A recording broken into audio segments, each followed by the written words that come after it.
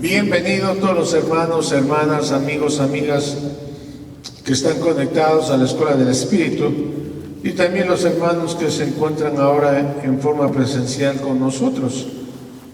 Y vamos a abrir en el libro de los Hechos de los Apóstoles un pasaje, capítulo 2, donde los apóstoles y los hermanos entendieron y pusieron en práctica.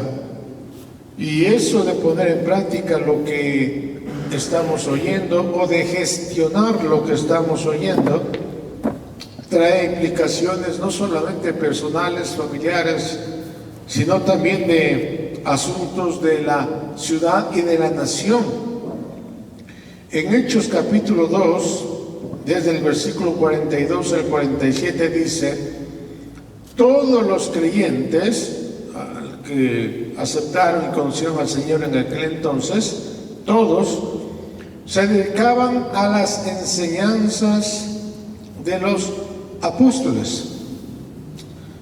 En esta versión dice, se dedicaban, otros se ponían en práctica lo que oían.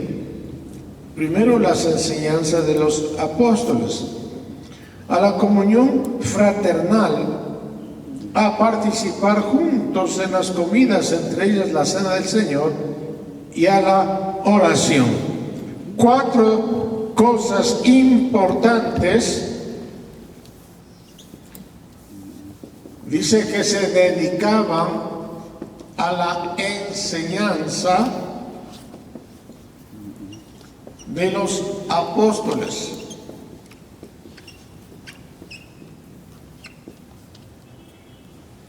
Número 2, a la comunión entre los hermanos, comunión fraternal.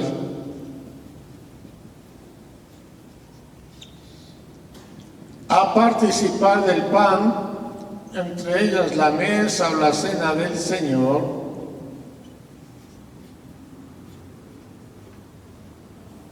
Y dice a las oraciones.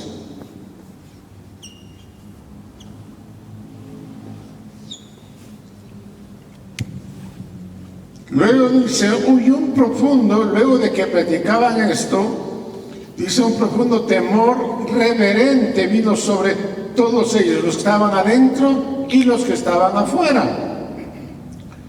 Dice, y los apóstoles realizaban muchas señales milagrosas y maravillas. Todos los creyentes se reunían en un mismo lugar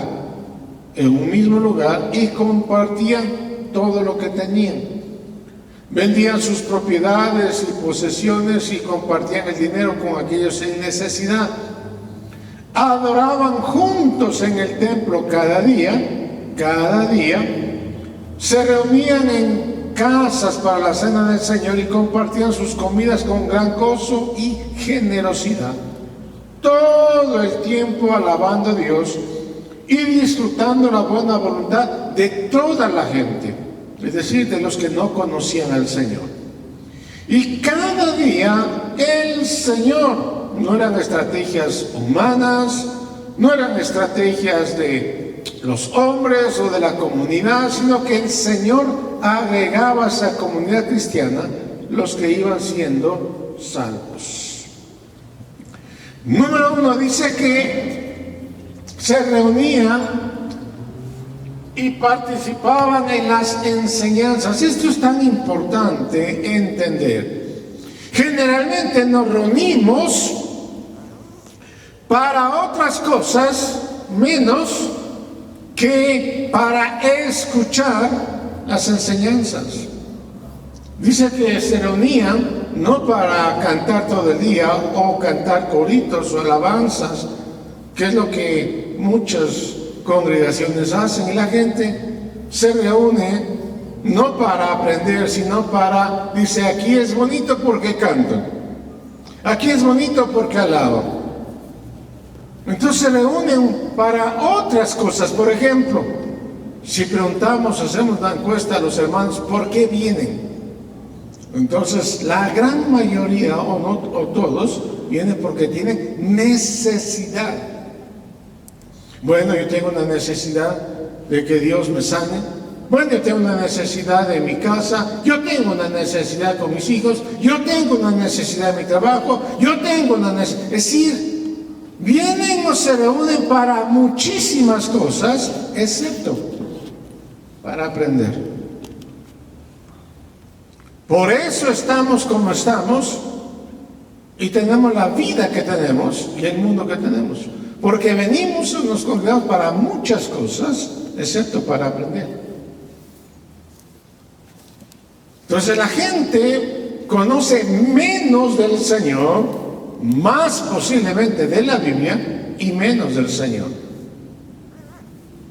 No hay tal cosa que yo vengo porque vengo a servirle al Señor haciendo, sea cantando, sea tocando, sea sirviendo. Hermanos, podemos hacer tantas cosas bonitas,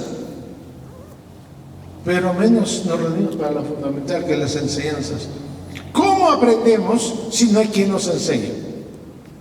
¿Cómo conocemos al Señor si no hay quien nos enseñe del Señor? Entonces, número uno, la enseñanza de los apóstoles. Decía, el apóstol Pablo oraba y decía: hermanos, si van a orar por mí, pido oración y pido que oren para que Dios ponga palabras en mi boca. Pablo no oraba para que los hermanitos oren y pidan que Dios ponga un mensaje en su boca, porque generalmente los pastores dicen: bueno, ¿y ahora qué mensaje vamos a dar? La próxima reunión, ¿qué mensaje vamos a hablar? Ellos tenían un solo mensaje, es decir, tenían ya el mensaje. Lo que necesitaban eran las palabras. Y decíamos, nosotros los predicadores hablamos en palabras, pero ustedes los receptores, esas palabras lo reducen o lo traducen, a imágenes. Y esto es importante, y vamos a hablar luego por qué es esto. Las palabras que nosotros oímos, nosotros las recibimos a través de imágenes. Por ejemplo, digo, en esta noche vamos a hablar de Dios Padre. Y todos enseguida nos imaginamos, y cada uno de nosotros tenemos una imagen diferente. Alguien piensa de Padre, un hombre bueno, amable, cordial. Otro tiene otra imagen de lo mismo, de un Dios, por ejemplo, que es bravo, que se enoja, que castiga, que si se portan mal, ahí nos castiga. Cada uno tiene una imagen diferente. Por ejemplo, si yo digo, vamos a hablar de un vehículo rojo, cada uno se imagina. Hay diferentes autos. Uno se imagina tal marca, tal, ya rojo, ya dije, ¿no es cierto? Todos rojos. ¿Cuántos autos rojos usted conoce? Muchísimos. Si yo digo, voy a hablar, hermanos, vamos a hablar de Abraham, cada uno se imagina de Abraham de diferente manera, con barba, sin barba, alto, pequeño, lo que sea. Es decir, las palabras las traducimos en imágenes. Pero cuando conocemos la verdad, y esta verdad viene a través de la enseñanza, la vida eterna es conocer al Padre y a su Hijo Jesucristo. ¿Quién nos va a enseñar del Padre y de Jesucristo? Los apóstoles, los profetas, porque la iglesia está fundamentada en los apóstoles y profetas. Entonces enseñamos la verdad. Cuando la verdad conocemos, toda imagen automáticamente se cae. Yo me imaginé que era de esta manera, pero ahora conozco la verdad y sé que es. Las imágenes se constituyen en estructuras. Son unas estructuras mentales que tenemos. Yo pienso, a mí me enseñaron que Dios era asado, entonces tenemos una estructura mental. Así es Dios, bueno, malo, bondadoso, misericordioso, etcétera, cada uno. Pero cuando conocemos la verdad, vemos la verdad, toda imagen se cae. Porque usted ya no supone, yo pensé, yo me imaginé. No, ahora ya conoce la verdad. Y cuando conoce la verdad, ya no necesita más imágenes. Pero para que derivemos esta imagen, de ahí viene la idolatría. Usted dice, los creyentes evangélicos ya no son idólatras. Ya vamos a ver. Ya vamos a ver. Somos más idólatras que cualquier cosa, porque nos hacemos imagen de cualquier cosa. Entonces usted pensaba que ser idólatra era solamente aquellas personas que tienen ídolos de yeso, madera. No, nosotros también, porque tenemos muchas imágenes de Dios. Por eso dice Dios, no te hagas imagen. Las imágenes nacen acá. No te harás imagen de Dios, ni lo que está arriba ni abajo, imagen. Y está hablando a los creyentes, no a los impíos. Entonces, cuando se caen todas estructuras de imágenes o idolátricas, es porque conocemos la verdad. Entonces, Pablo decía que Dios ponga palabra para que todos tengamos una misma imagen. Yo pensé que Dios era asado, cocinado, pero ya cuando conozco la verdad, sé cómo es Dios, sé cómo es mi papá, mi Padre. Entonces la vida eterna consiste en conocer a nuestro Padre, único Dios verdadero, y a Jesucristo. Número 2, dice que participaban de la comunión fraternal. El ser uno. Eran uno. El que se une al Señor, uno es con Él. Al el Señor darnos, Pablo dice, tenemos la mente de Cristo. ¿Por qué cree que nos dio la mente de Cristo? Para que todos pensemos o tengamos la misma imagen, todos, unidad. No que cada uno crea o piense diferente. Y esto está hablando en el mundo. ¿Dónde podemos ser uno? Solamente en Cristo.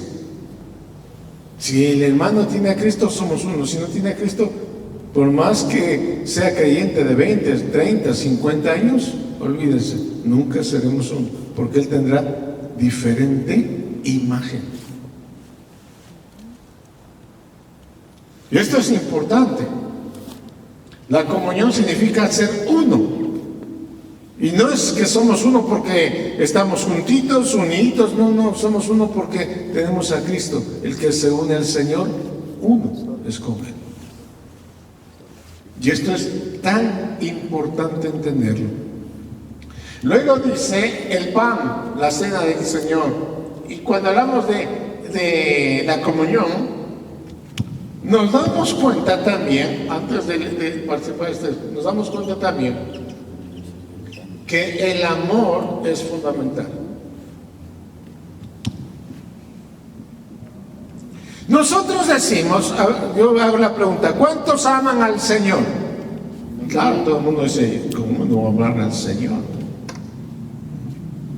Pero amar al Señor significa amar también el cuerpo del Señor, ¿o no? Una gran pregunta. Pues si no, solamente amo la cabeza, pero no amo el cuerpo. No decimos eso nunca. Y nosotros somos el cuerpo de Cristo, la iglesia.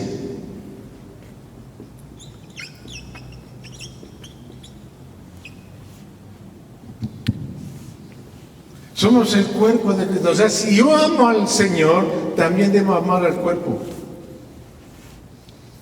Es decir, debo amar a los hermanos que son parte del cuerpo de Cristo. No puede haber tal cosa, decir, con ese hermano no me llevo, con ese hermano sí me llevo, o es o no es.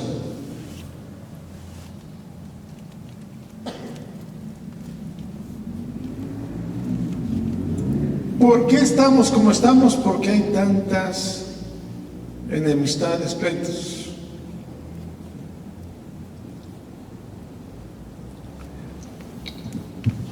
Que el Señor se dio cuenta que para que exista el Evangelio tiene que haber los receptores, que somos nosotros. Los receptores somos la iglesia. Entonces Dios se dio cuenta que para hablar del Antiguo Testamento tenía que haber un receptor. ¿Cuál es el receptor? El pueblo de Israel. Entonces Dios hablaba a un pueblo.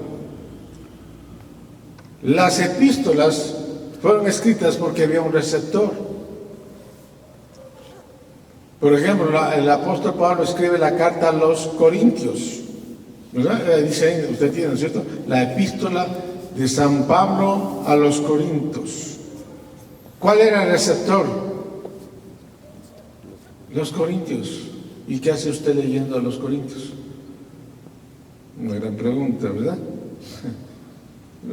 Solamente pregunto. Gata el apóstol San Pablo a los Gálatas. ¿Y qué hacemos leyendo a los Gálatas? Si es para ellos. Siempre hay un receptor. Siempre. Si no hay receptor, no hay evangelio. Porque ¿a quién escribían si no había? Y las cartas fueron escritas porque en primera instancia, escuchen bien, en primera instancia los receptores no entendieron. Entonces tenían que dejar por escrito lo que yo les dije, ahora les escribo. Lo que yo les comuniqué, ahora les escribo, porque no entendieron el mensaje cuando les hablaba. Eso es importante entender. Claro. Piensa, solamente estoy diciendo que piensan. Dice acá que pusieron en práctica, es decir, pusieron en gestión lo que oyen. Si nosotros lo que oímos no podemos o no gestionamos,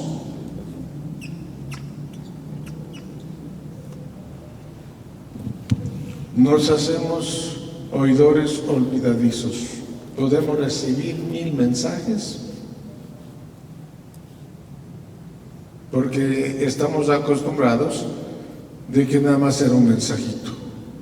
Yo vengo al culto porque tengo mi necesidad de aprender, no me interesa. Vengo a que Dios solucione mi problema. Sanidad, problema familiar, económico, lo que sea. Para eso nos reunimos. Piensa, hagan una encuesta. ¿Por qué han venido a la reunión? Porque tengo un problema. Y espero, imagínense, 20,000 personas. ¿Qué piensan ustedes que los 20,000 no tienen problemas? ¿O tendrán problemas? Y que el pastor apunte y acierte a las 20,000 personas con el mensaje que todo el mundo necesita. Financiero, que tiene que hablar sobre el problema financiero. Pero habrá personas que tienen problemas económicos, problemas de familia, ¿qué problema tiene usted? ¿Y por qué viene? Para que Dios solucione su problema. Pero menos para aprender. Por eso la iglesia está como está y el mundo sigue estando como sigue. Por eso. Porque estamos tan disparados y no hemos entendido. Entonces hay un receptores. Nosotros somos receptores. Entonces Dios, sabiendo eso, permitió que haya una Biblia. Por eso decía, pero los que escribieron las cartas, Pablo, Santiago, nunca se imaginaron que lo que escribieron iba a ser más tarde lo que usted y yo tenemos, la Biblia. Nunca. Pues si resucitara a Santiago, viera su nombre, dije, mi nombre está ahí. Yo nunca me imaginé que al escribir iba a estar en una Biblia. ¿Claro? Porque ellos nunca pensaron. Nunca. El apóstol Pablo nunca pensó que la carta a los Corintios lo que yo escribía, ¿no? Entonces Pablo escribe a los Corintios diciendo, ustedes no entendieron el amor. Yo veo en ustedes hay muchas divisiones, a pesar de que se jacta que tienen dones, tienen ministerios, tienen talentos, eso no sirve si no tienen el amor, si no practican la comunión. Y la carta a los Corintios se debe precisamente a eso. Aquellos no entendieron el mensaje. Entonces Pablo tiene que escribir otra vez en carta. Lo que yo les avisé, lo que yo les comuniqué. Alguien habla que la primera carta escrita fue a los romanos. Y yo he escuchado a muchos predicadores decir, por ejemplo, claro, está el libro de Romanos primero, porque primeramente hay que entender la justificación. Porque si no somos justificados, no entendemos nada. Y no es verdad. No es verdad. Está Romanos primero, porque simple y llanamente era el libro más largo o gordito que los otros libros. Nada más. Porque los escritores, los que reunieron la Biblia, siempre clasificaban de mayor a menor. Por eso está primero, no por importancia. Entonces, tantas cosas. Claro, el libro de Romanos está primero porque habla de la justificación. Y no es verdad. Entonces la gran pregunta es, ¿qué no entendieron? Es así, es como debemos leer. ¿Qué no entendieron los romanos? ¿Por qué Pablo habla a los romanos? Porque no entendieron. Entonces la gran pregunta es, ¿qué no entendieron? Entonces Pablo dice, yo les alabo a los hermanos por la fe divulgada.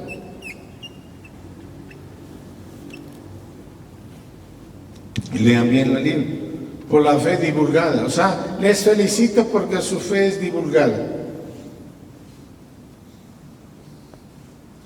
Pero esto es el principio. Es el principio. O sea, se quedaron en el principio. Entonces nosotros hemos tenido un evangelio que decimos hay que divulgarlo. Entonces salimos a los aires libres, salimos a repartir trataditos, vivimos una fe divulgada, inicial, principiante.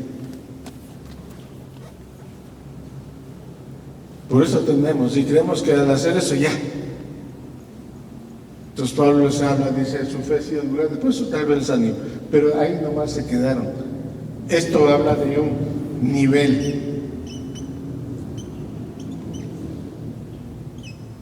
que está acá, pero que hay que seguir avanzando.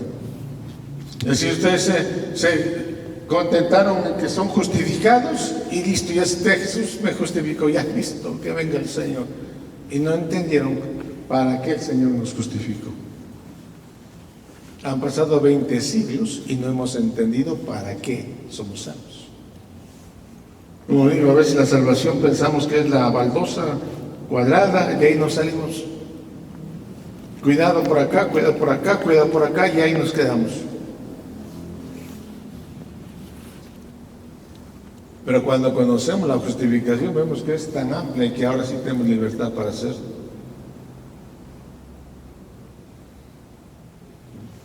Es como Israel salió de Egipto.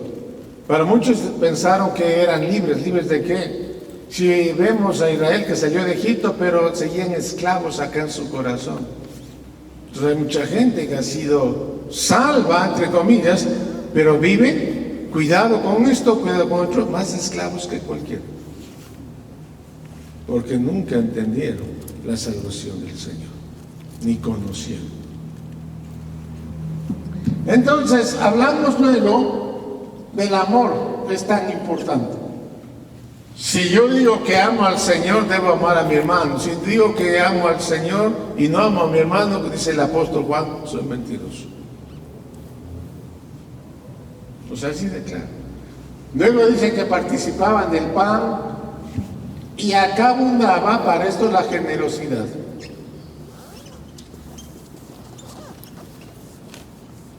Entre los hermanos.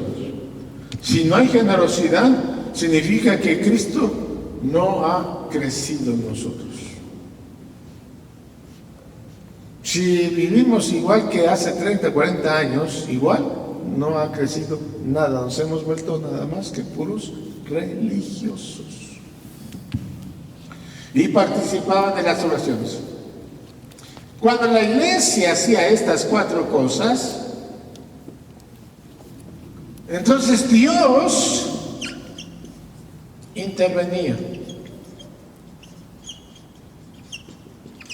Número 1, antes que nuestros enemigos se acerquen,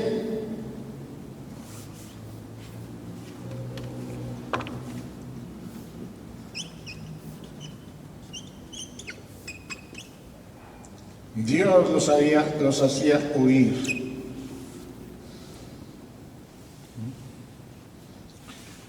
Dios ponía el temor en toda la gente.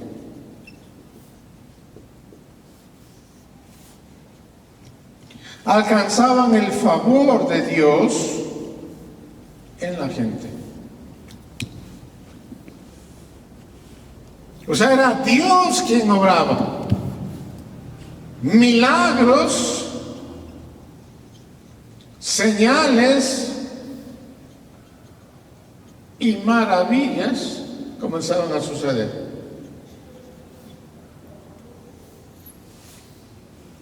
Y esto no era una agenda de la iglesia. Cuando digo agenda de la iglesia, me estoy refiriendo a que no era que, hermanos, el próximo mes o la próxima semana o la próxima reunión vamos a tener milagros, así que traiga invitados. No era agenda. Comenzaban a suceder sin necesidad de decir, va a haber milagros. Invite. Comenzaban a suceder normalmente, automáticamente, si se quiere. Ellos no tenían que salir a las calles y decir, Señor, estoy orando para que Dios me sane. Señor, estoy orando para que Dios haga un milagro. Sucedía. La gente se reunía para cumplir estas 4 cosas y automáticamente la gente era sanada, liberada. Milagros extraordinarios comenzaban a suceder en los hermanos cuando entendían esto. Cuando nosotros, la iglesia, entiende estas verdades. Entonces era Dios quien ponía entonces su agenda.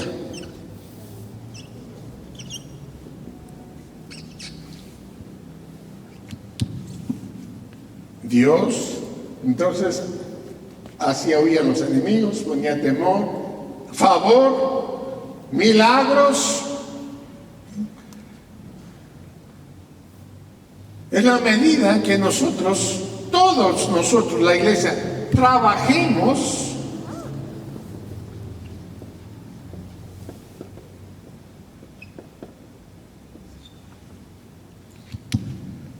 es decir, cada uno de nosotros tenemos, al conocer estas cosas, tenemos que trabajar en los hermanos, hacerles entender a los hermanos.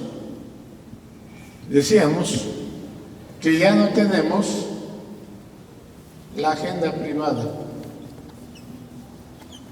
o las vidas privadas. Cuando yo veo al cuerpo de Cristo, no solamente estoy viendo a mi familia, y esto es muy importante, sino que estoy viendo a la verdadera familia de Dios. Y Jesús definió la verdadera familia. No es la familia que usted ama muchísimo, tal vez, a su hijo, a su nieto, lo que sea, a sus familiares. Esa no es su verdadera familia. No lo digo yo, lo dice el Señor. Cuidado, por si acaso. Pero si no conocen al Señor, por más que usted los ame, Lo triste es que más amamos a ellos que amamos a la iglesia del Señor, al cuerpo de Cristo. Eso es lo terrible. Y eso es lo que dijo Jesús. Escúchelo bien, por favor, y estoy grabando. Jesús dijo, el que ama a padre o madre más que a mí, no es digno de mí. Entonces yo tengo que ver a la iglesia, al cuerpo de Cristo. Y déjeme decirle que no, la iglesia no necesariamente son sus familiares, porque no conocen al Señor, posiblemente. Qué pena decirlo, pero es la verdad. Aunque usted los ame muchísimo, pero si usted ama más a su propia familia que a la familia de Dios, está equivocado. Y esto que le digo es tan real. Me puede molestar, me puede asombrar, pero es la verdad. Jesús dijo, ¿quiénes son mis hermanos? ¿Quiénes son mi padre y mi madre? Sino aquellos que hacen la voluntad de mi Padre. Cuando la mamá y los hermanos vinieron a buscarle a Jesús. O sea, esto es tan... Entonces amamos más a nuestra familia que a la familia de Dios. Cuidado, está mal enfocado, mal orientado. Cuando hago esto, entonces mi vida privada termina. Entonces comienzo a tener prioridad sobre la familia de Dios, a cumplir estas 4 cosas. Claro, yo sé que usted dice y puede justificarse, pero un versículo bíblico dice que yo primeramente en mi casa. Su casa, para que conozcan y practiquen estas cosas, trabajemos para cumplir esto. Porque el no hacer esto está impidiendo que Dios actúe, nada más, sobre la iglesia y sobre la ciudad de la nación. O sea, usted puede amar tanto a su familia y puede quedarse con su familia y no participar en el reino de Dios. Qué triste que es eso. Qué triste que es eso. Peor hay que la familia le está controlando a usted como hermanito o hermanita. Peor todavía. Peor. O sea, tenemos que orientarnos. Cuando conozco la enseñanza de apóstoles, el Señor comienza a ubicarnos bien. Y no hay temor ni recelo de actuar. No hay quien nos condene y nos juzgue. Porque los primeros que condenan o juzgan son los que no conocen al Señor. Pero no dice la Biblia que tú eres hermanito. Y pensamos que porque no sean hermanito tenemos que hacer todo lo que nos diga. Pero no quieren aceptar al Señor, ni quieren recibir al Señor, pero sí para mandarnos o ordenarnos. Eso sí saben de memoria. Son como los políticos. Ahora se le repiten los versículos y piensan que la gente ya lo conoce al Señor, pero son manipuladores. Son gente que manipula.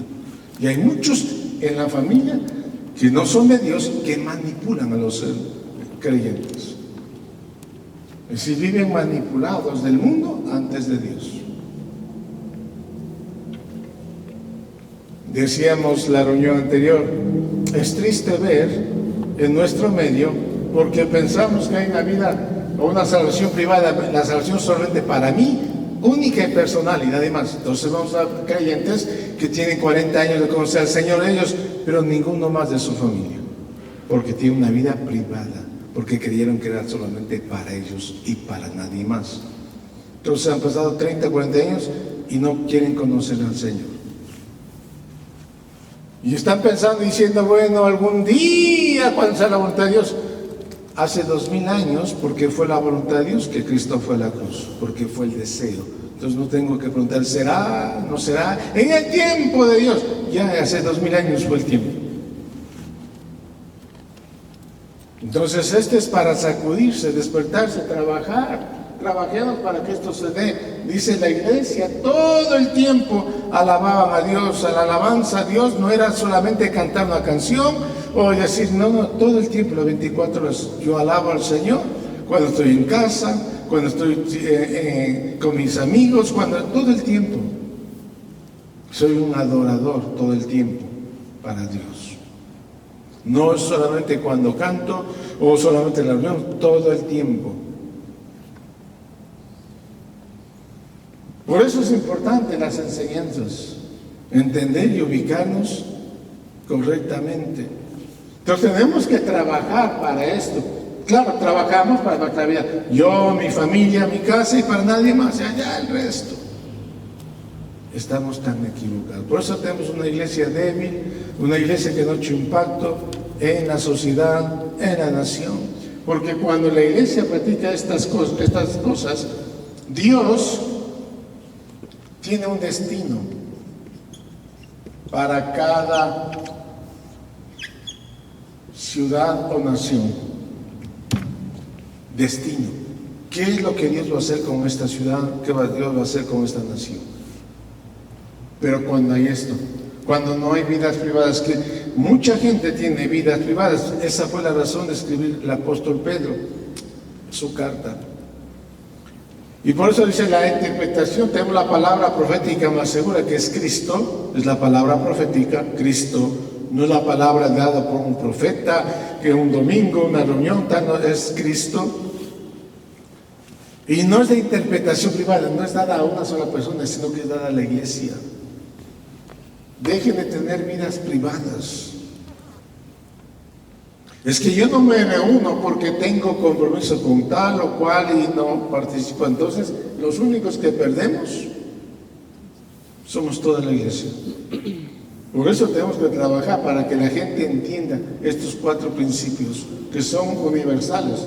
La iglesia hace esto y usted al mirar el libro de los Hechos se da cuenta de que cuando la iglesia hace esto, es Dios quien se va a encargar de tratar con todos nuestros enemigos antes de que lleguen a nuestras vidas, va a desbaratar todo plan de las tinieblas, porque cuando hay un estilo de vida, esto se llama estilo de vida o cultura del reino de Dios. Y en cada nación hay diferente cultura. Por ejemplo, en la familia. Hay culturas, particularmente orientales, en que los padres deciden con quién van a casarse los hijos, aunque los hijos ya tienen 30, 40 años. Hay culturas en donde el hijo vive en casa, ya sea 50 años, y le obedece al papá, a la mamá, y hace lo que el papá, la mamá, como un niño, una criatura. Claro, eso poner en nuestra cultura latinoamericana, usted dice, ¿qué va? Que el papá tenga que decirle, usted tiene 25, 30 años, hijo, hija, te vas a casar con tal persona. Y el hijo dice, está bien. Claro. Por ejemplo, la cultura hindú, esto es tan normal. Y alguien dice, bueno, al fin y al cabo, es que los papás aceptan ellos, dice, porque los papás tienen un poquito más de sabiduría, saben quién les conviene.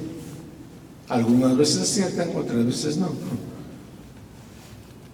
Eso poner en nuestra cultura sería un caos. Los padres se verían en problemas, no serían los hijos. Pero eso hay en la iglesia. Usted se ríe, pero es en la iglesia. Con que Dios me mostró, Dios me dijo que te vas a casar con este otro. Entonces, como Dios le dijo, Dios le mostró, entonces, a ojos cerrados. Yo he visto matrimonios así, y he visto cómo se han deshecho. Otros les ha funcionado. Hermanos, todo eso se mete el mundo a la iglesia. Entonces, cuando la iglesia camina esto, Dios es el que tiene una agenda, Dios es el que pone destino, no solamente individual, sino que colectivo. Dios habla a la nación, no nos habla individualmente. Olvídese, cuando venimos a la iglesia del Nuevo Pacto, ya terminamos con el individualismo y todo es colectivo. Habla de un cuerpo, ya no de una persona, sino de cuerpo. O sea, en que ya no es solamente yo, mi vida privada, yo no puedo porque tengo esto, yo no puedo porque tengo este compromiso, yo no puedo porque... No, se terminó eso. Estamos haciendo que Dios aborte el plan que Él tiene para su pueblo. Esto es muy importante entenderlo.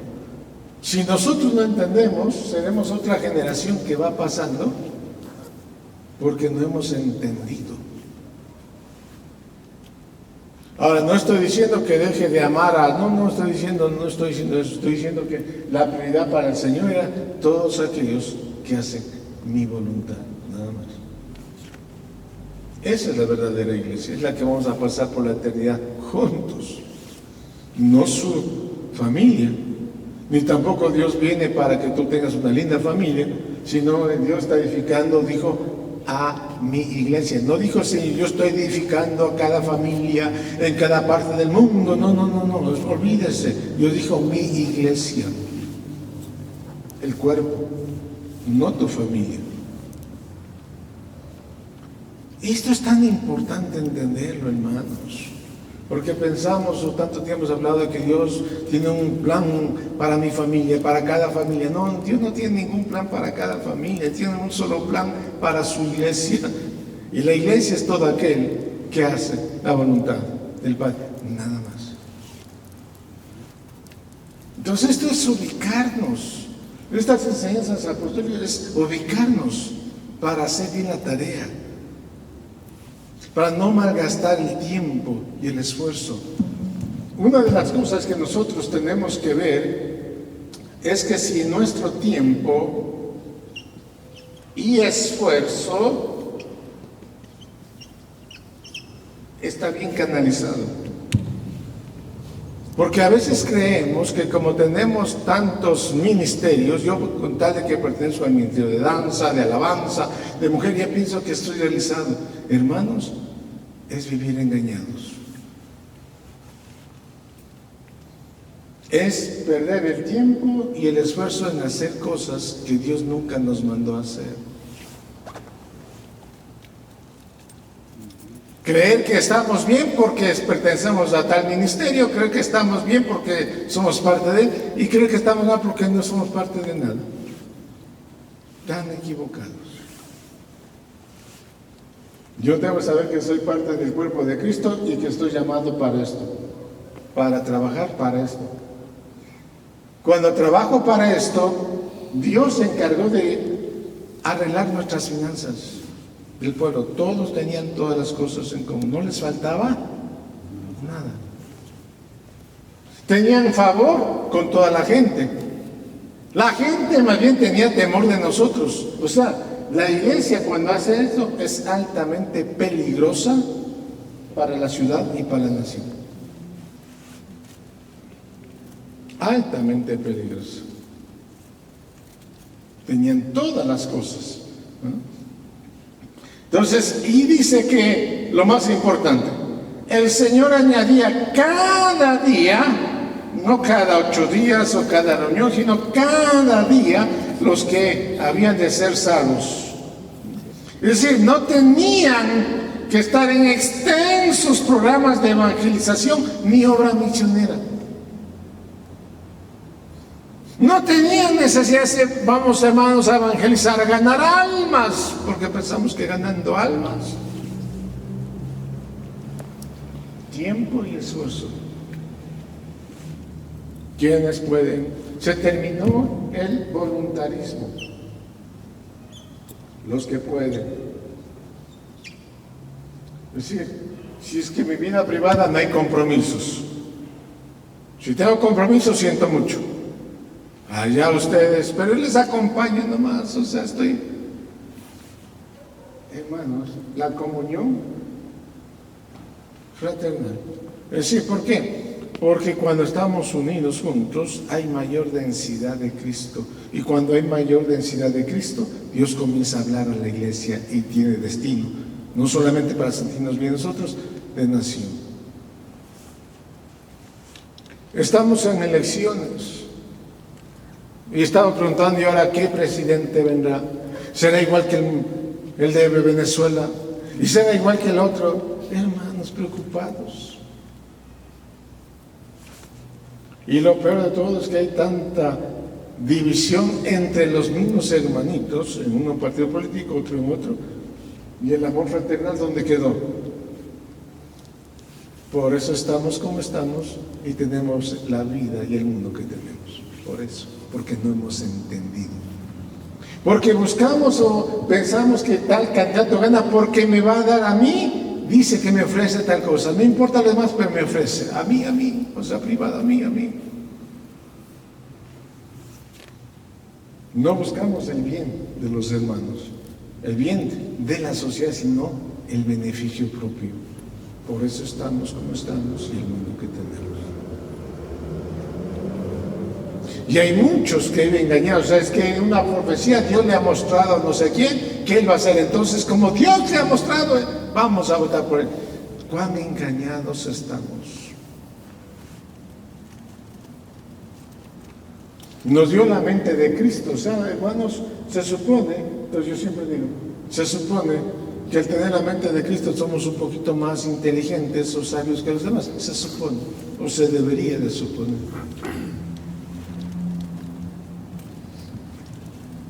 Se supone. Somos como ovejitas. Pero el Señor, si el que queda en el Señor Jesucristo dejó de ser oveja y se convirtió en hijo de Dios. Porque la oveja es ciega, muda y tonta. No sabía.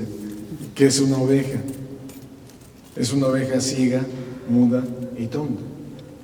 Entonces, al darnos la mente de Cristo, no es para tener, o seamos ovejas, un ratito, por favor. Es para que cada uno tenga la mente del Señor y piense como el Señor quiere. No como oveja, sino como el Señor. Entonces, la cultura del reino de Dios, o el estilo de vida del reino de Dios, los metía, entonces nos mete a todos en el camino de Dios, lo que Dios quiere. Entonces se hace lo que Dios quiere, no lo que cada hermanito quiere o piensa o tiene una imagen. Si yo hablo de iglesia, vamos a hablar de iglesia y la gente está pensando tal vez un edificio grande, muy grande, tal vez pequeño, no sé. Está pensando tal vez una iglesia evangélica, una iglesia católica, una iglesia mormona, lo que sea. Tantas imágenes hay. Cuando yo digo, vamos a hablar de la iglesia, ahora que usted y nosotros tenemos por lo menos una imagen ya de que la iglesia somos nosotros, personas, ya no es un edificio. Por lo menos ya tenemos otra concepción, ya la imagen está llevando a que tengamos la realidad de las cosas. Estamos hablando de personas, no de edificios. Por ejemplo.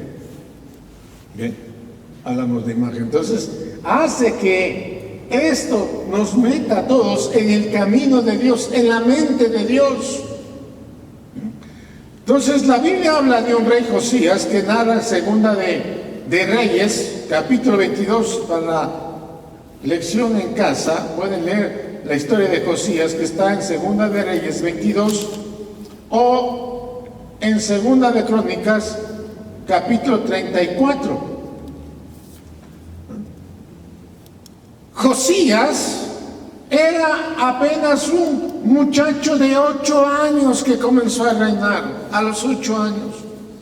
Eso desbarata lo que el mundo nos dice, que el niño es no inteligente, no capaz, que el joven, ¿no es cierto?, es una edad, ahí hablan como el burro, ¿sabe?, que no va a entender.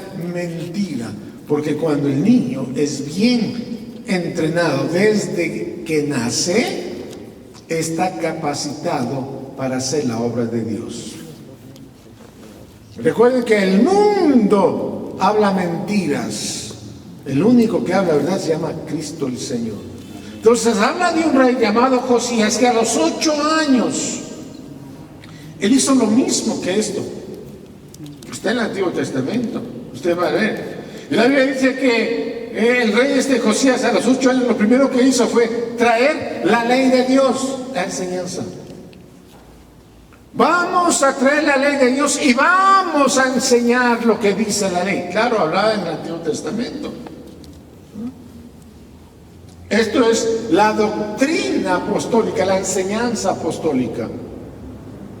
Número 2, dice que reunió a los ancianos de Judá. Esto es la comunión entre los santos. Reunió, dijo, venga, necesito a los ancianos que vengan para enseñar, para que haya comunión, que ellos vean que estamos unidos y todo el pueblo se mantenga unido. Número 3, dice que guardaron la fiesta de la Pascua. Esto es el partimiento del pan. Usted léalo en casa. Y dice algo importante, que eliminó la idolatría en el pueblo. ¿Qué son idolatrías? Imágenes. ¿Qué es idolatría? Es una imagen que alguien tiene, pero nosotros como creyentes tenemos muchas imágenes que tienen que ser destruidas, derribadas. Pero yo pensé que de Dios, porque cada uno tenemos una imagen diferente de Dios, ¿o no? A mí Dios me parece que no es así tan. A mí Dios me parece que es tan bravo. Me parece que Dios es así. ¿Eh? Tenemos muchas imágenes idólatras. Entonces decíamos, o alguien nos decía, los evangélicos tienen y ya no son idólatras. Ya vamos a ver, pero tienen muchas imágenes acá. Y esas imágenes tienen que ser destruidas cuando conocemos la verdad. Y la verdad es Cristo, el Señor. ¿O no? Claro. Entonces, en el libro de Reyes se habla del rey Josías, quien entendió estos principios y que están en el Antiguo Testamento, miren, como una sombra, figura de lo que va a suceder ahora. Entonces, cuando se elimina la idolatría,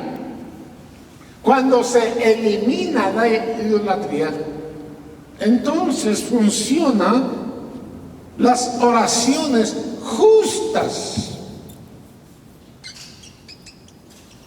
de los santos. Entonces hay comunión entre los santos, adoración entre los santos, verdadera. Y Dios comienza a intervenir en la historia. Entonces esto es importante y fundamental.